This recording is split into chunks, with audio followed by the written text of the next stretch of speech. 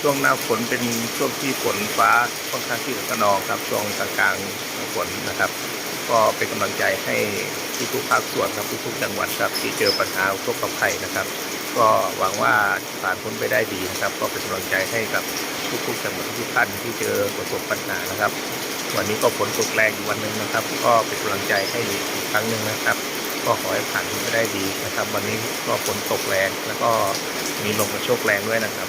เป็นช่วงตอนเย็นๆนะครับวันนี้ตกแรงมากนะครับช่วงนี้ทั้งลมทั้งฝนนะครับตกมาช่วงเย็นๆนะครับดูจากวิฟ้าอากาศเมฆฝนก็มาอย่างต่อเนื่องนะครับก็ขอให้ทุกท่านผ่านพ้นไปได้ดีนะครับ